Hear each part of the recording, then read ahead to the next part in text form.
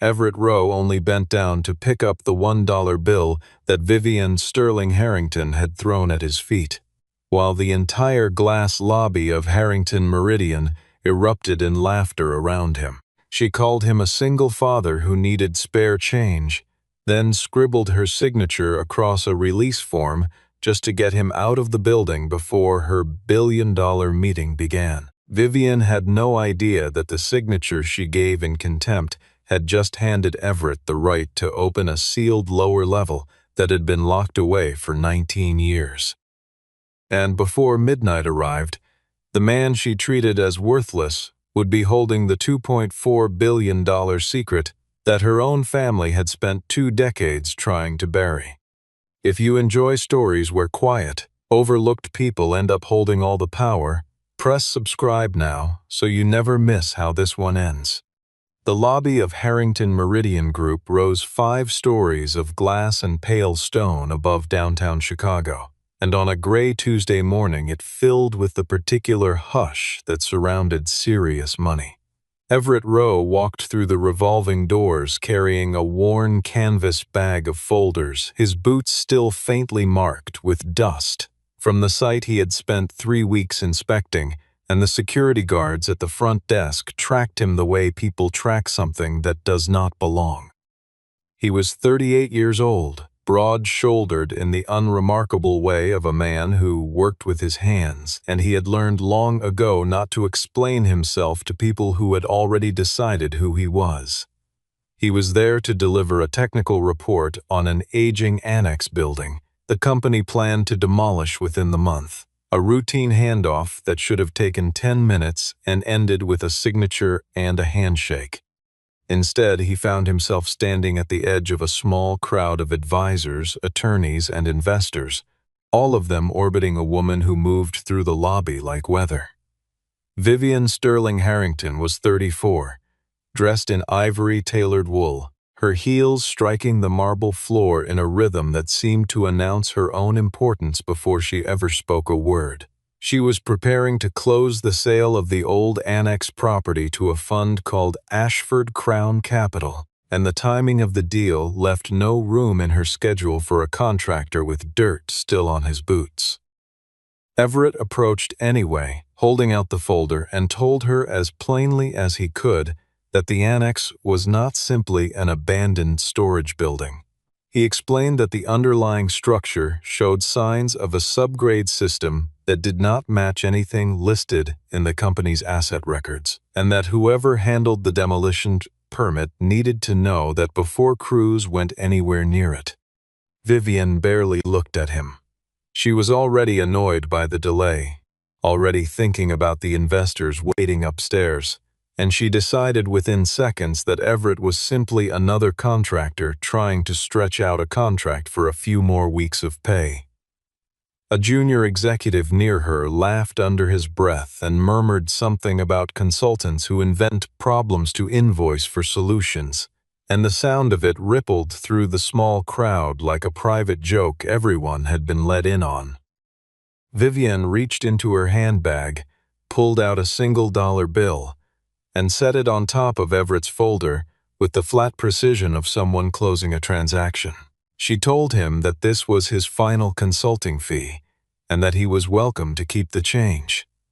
The laughter that followed was not loud, but it did not need to be, because everyone in that lobby understood exactly what had just happened, and Everett understood it most of all. He had walked into buildings like this 12 times over the years, always aware of the particular way people dressed in expensive fabric tended to measure a person's worth by the condition of their boots rather than the contents of their head. Security had waved him through the metal detector with visible reluctance that morning, one guard muttering to another that the lobby was not usually this crowded with contractors on a weekday, as though Everett's presence alone had somehow lowered the tone of the room. He had said nothing then either, because he had learned long before that patience cost him nothing and reactions cost him everything. A lesson hammered into him during years of working on sites where a single moment of temper could end a contract permanently. Vivian's assistants trailed behind her in a loose formation, each one angling for a better position near her attention, and none of them so much as glanced at Everett as they passed, treating him with the practiced invisibility reserved for anyone who did not appear on an organizational chart worth remembering. It was that invisibility, more than any single insult, that had followed him through most of his adult life, the sense of being looked past rather than looked at, and he had built an entire quiet philosophy around refusing to let it define how he understood his own value. He did not raise his voice or reach for the bill right away. He told her evenly that he did not need her pity, only 10 seconds to look at the last page of the report he had prepared, the page that flagged the subgrade anomaly beneath the annex in language any engineer would recognize as serious. Vivian had no interest in 10 seconds.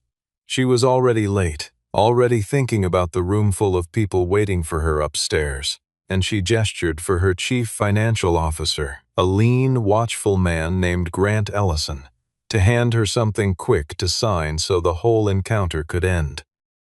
Grant produced a short release form from his portfolio, describing it to her in a low, efficient voice as nothing more than a standard confirmation that Everett's contract services had been paid in full and terminated, the kind of paperwork that closed out dozens of vendor relationships every month without anyone reading past the first line. Vivian signed it without lifting her eyes from her phone, her pen moving in the practiced, careless scrawl of someone who had authorized thousands of documents she never bothered to read. She told Everett, with a thin smile that did not reach her eyes, that whatever sat inside that decaying old annex was no longer her concern, and that if he liked old garbage so much, he was welcome to keep it. What neither she nor Grant understood in that moment was that the document was not simply a payment receipt. Buried in its second clause, drafted years earlier by a legal team that no longer worked for the company, was language stating that if Harrington Meridian formally disclaimed responsibility for the annex property and settled its obligations with a token payment, the recipient of that payment gained the right to access, inventory, and register a preservation claim over any unidentified assets on the site within 24 hours. Grant assumed the clause was harmless boilerplate left over from an old acquisition, the kind of language nobody bothered to strip out of a template because it had never once mattered. Vivian did not read far enough to even notice it existed. Everett, however, had spent enough years around infrastructure contracts and legal filings to recognize when a piece of paper carried more weight than the room around it assumed, and something in the wording made him go still for a moment longer than anyone expected.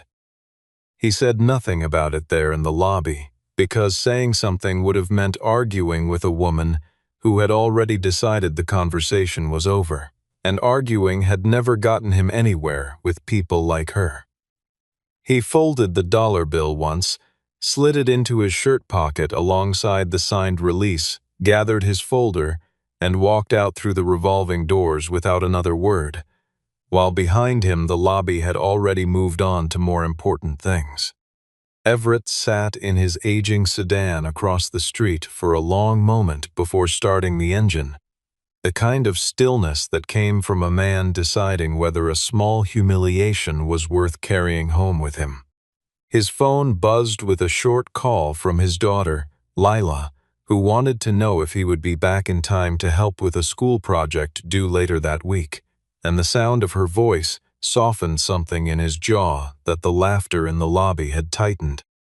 He told her he would be home soon, promised her they would finish the project together, and felt, as he always did, that whatever indignities the day handed him were survivable as long as she was waiting for him at the end of it.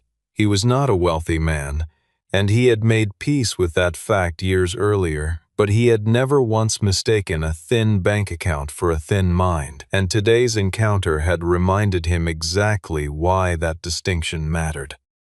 His wife had passed years before in the quiet, unremarkable way that grief sometimes arrives without warning, and Everett had rebuilt his life around Lila one ordinary day at a time, learning to be both patient and unshakable in ways that no employer had ever bothered to notice.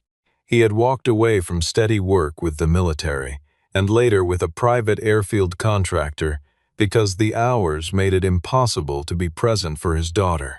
And he had never once regretted the trade, even on the days when contract work left his bank account thinner than he would have liked. People who met him for the first time tended to assume that a man who dressed plainly and drove an aging sedan had nothing of substance behind his eyes, and he had learned, slowly and without bitterness, that correcting that assumption rarely accomplished anything worth the effort. What mattered to him was not being understood by strangers in glass lobbies, but being present for the small, steady moments that made up an actual life, and that quiet sense of priority was exactly what had kept him so calm in the face of Vivienne's contempt. He opened the folder again once the call ended. Running his thumb along the edge of the release form Vivienne had signed without reading. He had spent years working infrastructure contracts for the military and later for private airfields. Reading blueprints and easement records the way other people read novels. And something about the phrasing of that second clause kept circling back through his mind. He remembered from early research on the annex site that the surrounding block had once been tied to a municipal grid expansion from the early 2000s, a project that had involved underground cooling systems and industrial battery storage before it was quietly abandoned. If that infrastructure was still sitting beneath the annex, unlisted and unclaimed, then the clause he had just been handed was not boilerplate at all. He called June Whitaker, a real estate attorney he had known for years and trusted more than most people in his life, and asked her to look over the document before he did anything else. June assumed at first that this was simply another story about Everett being disrespected by people with more money than sense, and she was ready to be sympathetic and move on. But when he read her the second clause aloud, her tone changed entirely, and she asked him to send her a photograph of the signed page immediately. She told him that language like that, if properly executed and properly registered, could carry real legal weight, especially if the company had genuinely disclaimed the property in writing. Everett was not interested in revenge, and he made that clear to her in the quiet, unhurried way he said most things. He simply said that Vivienne had paid him $1 to take something she did not realize she was giving away, and that seemed worth understanding fully before anyone decided what to do with it. They agreed to meet at the annex before the light faded, since any claim tied to the clause would need to be filed within the 24-hour window the document described, and neither of them wanted to waste the narrow margin they had been given. Everett drove there directly, arriving before June, and stood for a moment outside the old brick building, studying its exterior the way he had studied hundreds of structures before it. The annex looked exactly like what everyone assumed it was, a squat, forgotten shell scheduled for demolition, its windows boarded, its bricks stained with decades of soot and rain. But structures rarely lied completely, even when the people who owned them stopped paying attention, and Everett had learned to read the details that most people walked past without seeing. When June arrived, the two of them approached the site's overnight security guard together, who initially refused to let them anywhere near the property without executive authorization. Everett produced the signed release form, and the guard, uncertain and unwilling to be the one who blocked a document carrying the CEO's own signature, radioed his supervisor and was told reluctantly to let them through. The ordinary appearance of the annex fell away almost immediately. The interior walls were lined with reinforced thermal insulation that had no business being inside a building slated for scrap, and thick industrial cabling ran along the ceiling in patterns that matched data infrastructure rather than storage space. There was a narrow service elevator shaft built for freight rather than furniture, and beneath a section of warped flooring, Everett found exactly what he had expected to find: a heavy steel hatch secured with a mechanical combination lock that had clearly not been touched in years. June, working quickly on her laptop under the annex's dim emergency lighting, pulled municipal permit records tied to the address and found a project name buried deep in an old zoning archive, listed simply as Project Helix Vault. It had been a private infrastructure initiative undertaken by the Harrington family decades earlier, focused on cold storage energy systems designed to serve future data centers, before the project was frozen in place by an unresolved commercial dispute. Nobody in the current leadership of Harrington Meridian appeared to know the project still physically existed, buried and forgotten beneath a building the company was preparing to tear down for the sake of a quick, unremarkable land sale. The tension in the room thickened as June read the old filings aloud, because what had begun as a story about a rude executive and an insulted contractor was clearly becoming something far larger and far more dangerous for everyone involved.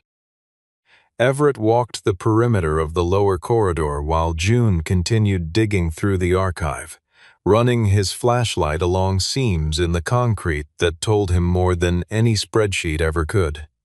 He noticed ventilation shafts sized for industrial cooling rather than simple air circulation, and a secondary power line running independently of the building's main grid, the kind of redundancy nobody installed for a structure meant to be forgotten. Every detail confirmed what his instincts had told him the moment he first read the flagged anomaly in his own inspection report weeks earlier, long before Vivian had ever tossed a single-dollar bill in his direction. He thought, briefly, about how many other buildings across the city probably held secrets exactly like this one, hidden beneath layers of corporate indifference, simply because nobody left in the company remembered why the structure had been built in the first place. It was not treasure hunting that drove him forward through the dim corridor, but the same quiet discipline that had defined his entire career, the belief that a structure always told the truth to anyone patient enough to listen. Everett worked the mechanical lock with the patient precision of a man who had disarmed far more complicated systems in his career, and after several long minutes the hatch gave way, releasing a breath of stale, metallic air from the space below. What they found inside the lower level was not simply an old machine room. It was a working, if long dormant, cold storage vault built to house server infrastructure and industrial battery arrays, complete with a sealed archive containing 3 critical pieces of documentation. There was a formal right of access tied to an underground tunnel system connecting directly to the city's modern data center corridor, a patented cooling process for large-scale battery storage that had never been publicly filed for renewal, and an option contract with a technology firm granting priority purchase rights that would expire at the stroke of midnight that very night. Taken together, if activated before the deadline, the combined value of the infrastructure rights, the patent, and the option contract was conservatively estimated at $2.4 billion.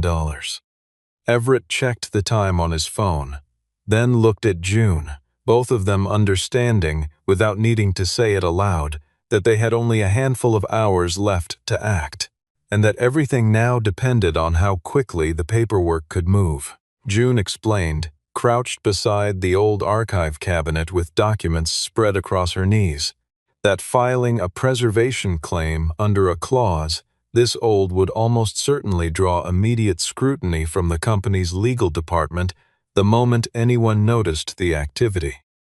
She warned him that Harrington Meridian had resources far beyond anything either of them could match, teams of attorneys who could bury a claim in procedural delay long enough to make the underlying rights meaningless in practice, regardless of what the paperwork technically said.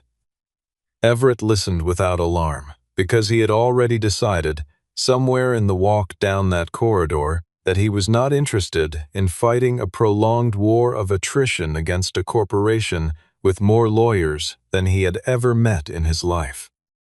His plan was simpler than that, built on the same principle that had guided every contract he had ever signed, the idea that clear documentation filed correctly and on time was worth more than any amount of aggressive posturing after the fact. He asked June only one question before they began drafting the filing, whether the clause required him to seek any further authorization from Harrington Meridian once the disclaimer and payment had already been executed, and her answer, a simple no, was the only reassurance he needed to keep moving forward. Upstairs, on the top floor of Harrington Meridian, Vivian Sterling Harrington stood before a wall of glass, walking Conrad Ashford through the closing details of the annex land sale while a small circle of advisors nodded along in practiced agreement.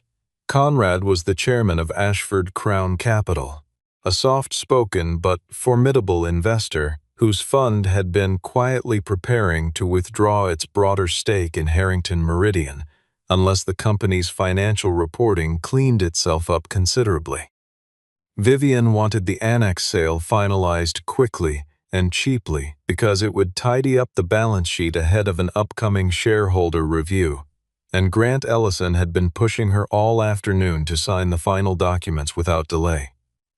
Grant, for his part, understood far more about the true nature of the annex than he had ever told her, and every hour that passed without the sale being finalized increased the danger that someone might discover the very asset he had quietly worked to keep buried in the company's own records. A junior assistant slipped into the meeting and leaned close to Vivian's ear, informing her in a low voice that a man named Everett Rowe had entered the annex property using an authorization document carrying her own signature. The room went still in the particular way. Rooms go still when something unplanned interrupts a plan that everyone believed was already finished. Vivian's first instinct was fury rather than concern, certain that the contractor she had dismissed that morning was now attempting some petty act of retaliation for the humiliation in the lobby.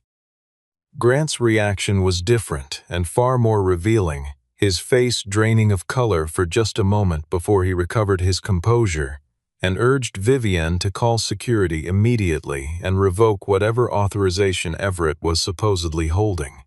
Conrad Ashford, watching closely, noted the speed and intensity of Grant's response and filed it away as something worth remembering. Vivian called Everett directly, her voice carrying the same cold command she used on every subordinate who had ever disappointed her, demanding that he leave what she called her property before she had him removed by force. Everett answered calmly, without raising his voice to match hers, and reminded her almost gently that she herself had disclaimed responsibility for that property earlier that day, in writing, with her own signature. For the first time since the encounter in the lobby, Vivian felt something shift beneath her, a small crack in the absolute control she had assumed. She still held over every situation involving people she considered beneath her notice. She ended the call abruptly, turned to Grant, and demanded to know exactly what was inside that annex that could possibly justify this level of confusion. And for the first time that day, Grant did not have a smooth answer ready. Back at the annex, Everett and June worked against a deadline that felt less like hours and more like minutes, racing to submit a formal preservation claim through the county's property registry before Grant or anyone else could interfere. Grant, sensing the danger closing in, quietly instructed a member of his own staff to lock down internal network access to the site's older infrastructure records and to circulate an internal notice falsely describing the annex as structurally unsafe and off-limits to all personnel. It was not brute force, only the quiet, familiar machinery of corporate obstruction, the kind of maneuver that rarely left fingerprints and rarely needed to. Everett refused to be rattled by it.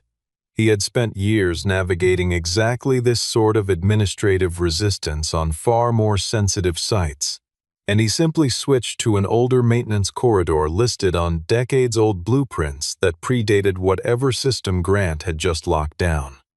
Working his way toward an offline server room deep in the annex's lower level, Everett discovered that the records for Project Helix Vault had been deliberately reclassified years earlier, reduced in the company's internal filings to nothing more than industrial scrap awaiting disposal. The approval signature authorizing that reclassification, buried in a stack of old internal memos, did not belong to Vivian at all. It belonged to Grant Ellison.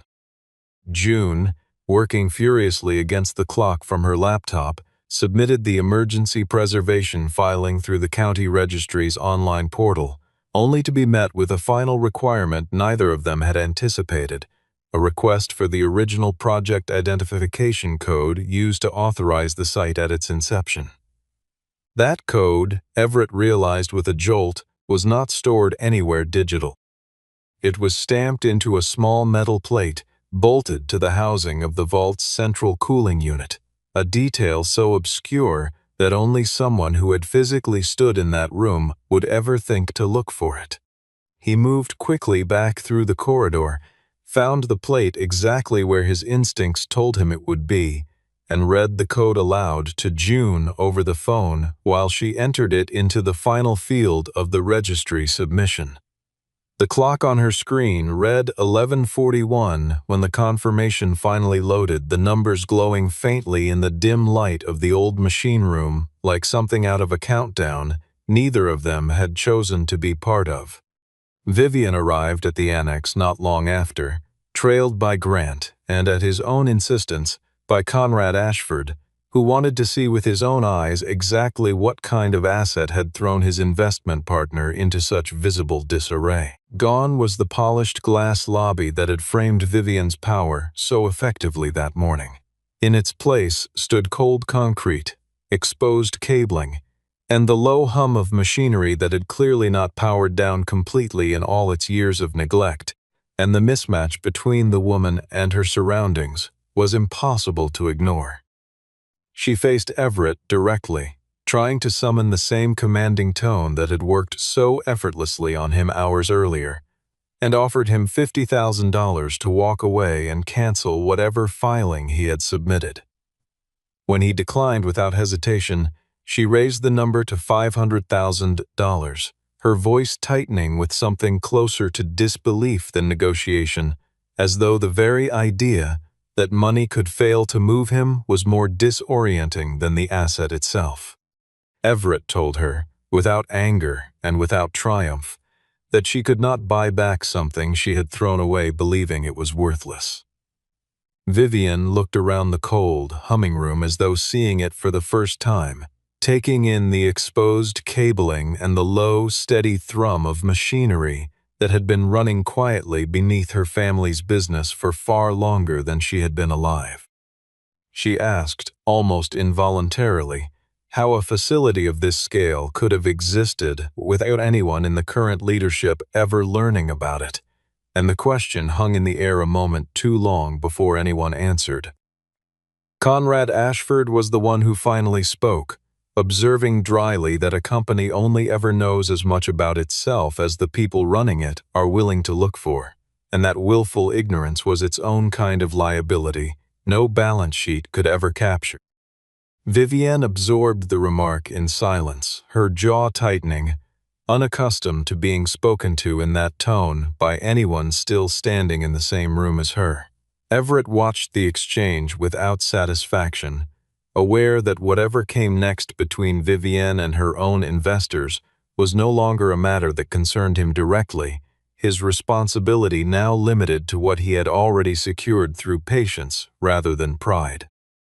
Vivian's frustration boiled over, and she turned toward Grant, demanding that he explain immediately why an underground asset of this apparent scale had never once appeared in any financial disclosure prepared under his direction.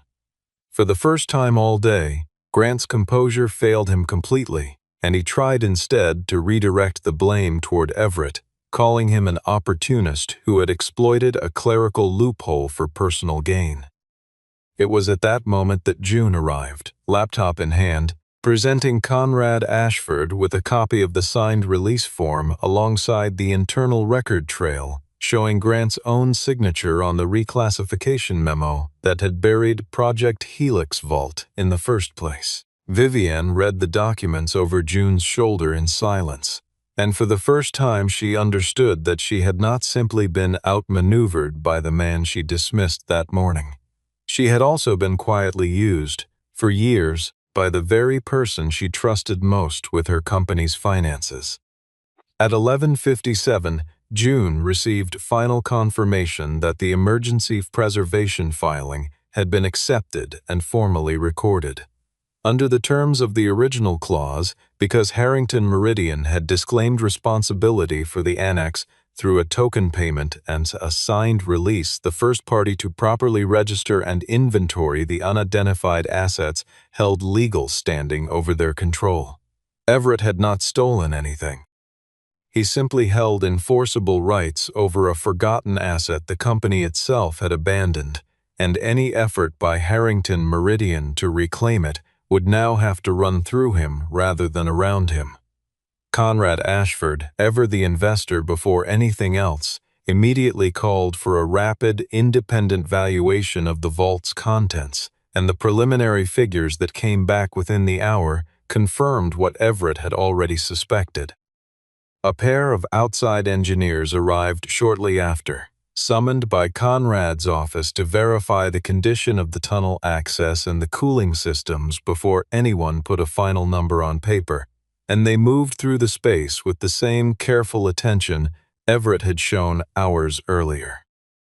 They confirmed that the patent filings were still technically valid, though close to lapsing, and that the technology firm holding the purchase option had grown considerably in size and value since the agreement was first drafted, making the option itself worth far more today than it had been when it was originally signed. Between the tunnel access rights, the unrenewed cooling patent, and the technology firm's expiring purchase option, the site's realistic market value sat somewhere near $2.4 billion. Vivienne stood motionless as the number was read aloud, her mind circling back almost against her will to the exact moment she had dropped a single-dollar bill onto Everett's folder in front of a laughing crowd. The scene needed no further explanation for anyone standing in that room, because the contempt she had shown that morning was the very thing that had placed the entire fortune directly into his hands. Everett set the folded dollar bill down on the cold steel table beside the vault's old control panel, and told her quietly that it may have been the best investment she had ever forced him to make. Word of the discovery reached the rest of the board within the hour, and an emergency call was convened well past midnight, voices tense and overlapping across a dozen different time zones as directors scrambled to understand what had happened beneath a building most of them had never once thought about.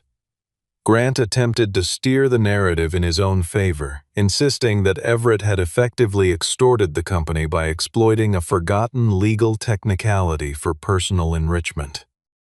June calmly laid out the full sequence of events for the board instead, walking them through Vivienne's signature on the disclaimer, the reclassification memo bearing Grant's own authorization, and the properly filed preservation claim that Everett had submitted well within the required window. There was no ambiguity left in the story once the paperwork was laid side by side, and the directors listening in grew visibly colder toward Grant with every new document June presented. One senior director, a soft-spoken woman who had served on the board for nearly 2 decades, asked pointedly why an asset of this magnitude had never surfaced during any of the routine audits Grant's own department had signed off on year after year. Grant stumbled through an answer about legacy systems and outdated record-keeping, but the excuse rang hollow against a timeline that showed his signature appearing on the reclassification memo years after those systems had already been modernized. Another director asked whether Vivienne herself had known about the reclassification at the time, and June, careful to remain precise rather than accusatory, confirmed that no signature of Vivienne's appeared anywhere in that particular chain of documents. The distinction mattered enormously in that moment, separating a chief executive who had been careless with a single afternoon's paperwork from a chief financial officer who had spent years quietly steering a valuable asset out of anyone's sight. It was the kind of detail that boards remembered long after the call ended, and it was the detail that ultimately determined who would leave the meeting with their position intact and who would not. Conrad Ashford spoke next, his tone measured but unmistakably final, informing the board that his fund would not continue any further investment in Harrington Meridian for as long as Grant Ellison remained anywhere near its financial controls. Grant was removed from the call within minutes and placed under internal investigation before the meeting had even concluded, his reputation collapsing in real time without a single raised voice required to bring it down. Vivienne, faced with a board now watching her every decision far more closely than before, understood that her only path forward involved negotiating directly and honestly with the very man she had humiliated that morning. She offered to purchase back full control of Project Helix Vault at whatever price Everett wished to name, expecting even now that money alone might still be the simplest way out of the situation she had created. Everett did not ask for an unreasonable sum, and he did not attempt to punish her simply because he now held the leverage to do so. Instead, he proposed a structured arrangement in which he would retain a substantial ownership stake in the Vault project, take on a formal role overseeing its infrastructure development, and direct a portion of future profits toward a training fund for skilled tradespeople raising families on their own, the very kind of worker the industry so often treated as disposable. Vivienne signed the agreement with a visible reluctance that had nothing to do with the terms themselves and everything to do with the fact that she was now formally bound in partnership with a man she had once considered beneath even a passing conversation. Before she signed, she asked him, almost against her own will, why he had not simply demanded a controlling share of the entire project once he understood exactly how much leverage he held over her company.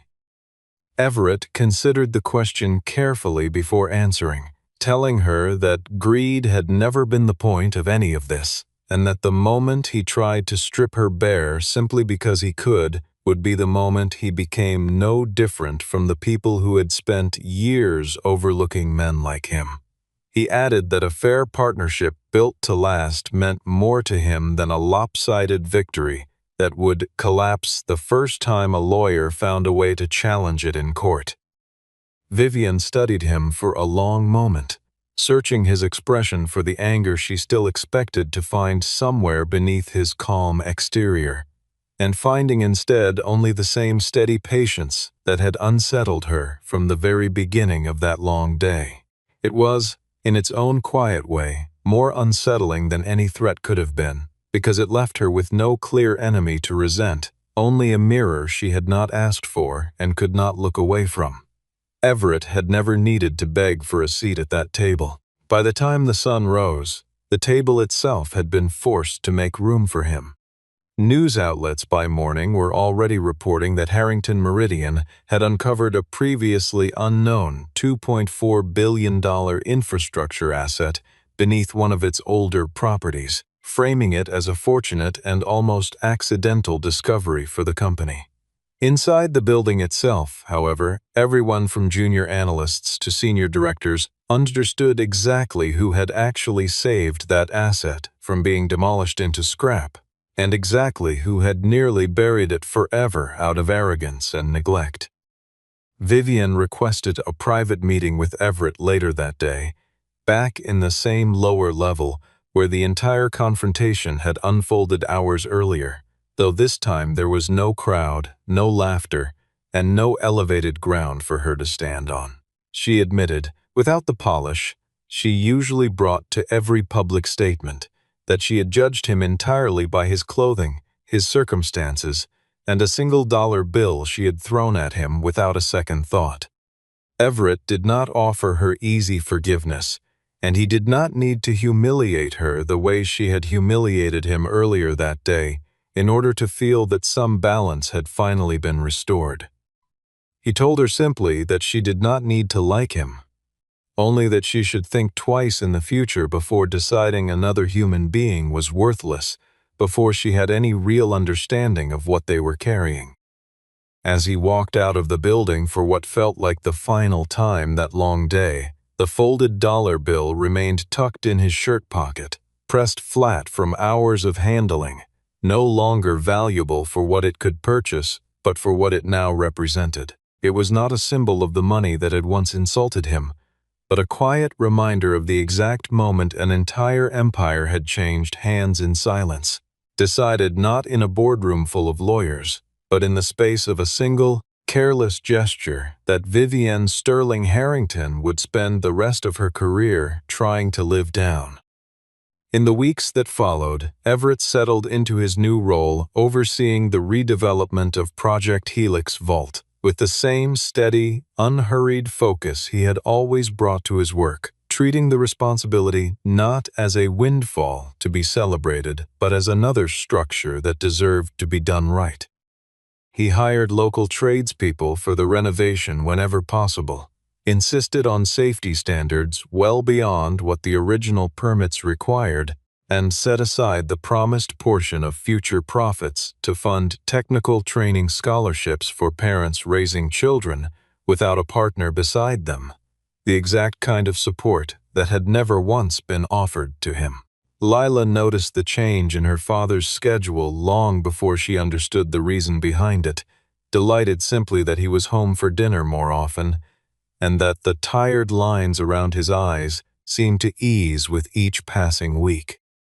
Vivienne, for her part, never became someone people described as humble, but those who worked closely with her noticed a subtle shift in how she treated the contractors, inspectors, and technicians who passed through Harrington Meridian's doors, a new hesitation before dismissing anyone outright. Conrad Ashford kept his fund's investment in place, citing the company's swift and transparent handling of the crisis as evidence of exactly the kind of governance he had been demanding for years, though privately he made it clear to Vivienne that his patience would not survive a second lesson of this magnitude. Grant Ellison's departure from the company was formalized within the month, his name quietly removed from every remaining committee and filing, and the investigation into the years of misdirected asset records continued long after the headlines about the vault itself had faded. Everett rarely spoke about that day to anyone outside his closest circle, and when people who worked with him eventually heard the story secondhand, most of them struggled to reconcile the calm, unassuming man they knew with the version of events that had briefly dominated financial news across the city. He kept the folded dollar bill in a small frame on his desk at the vault's new administrative office, not as a trophy, but as the quietest possible reminder that the value of a person was never something anyone else had the right to decide for them. Bro. Wait, what the fuck? Oh, I go down this way. That's facts, though. Alright. Damn, bro. We got it. Welcome in. Think about how long you gotta survive. True.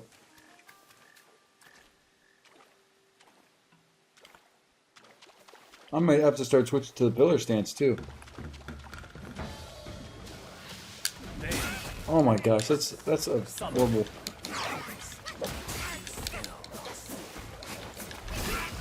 Oh my god, you're just so annoying. Oh, he can't. Oh my god, he took all my health already. Bro, just rip it. I'm coming back. Oh.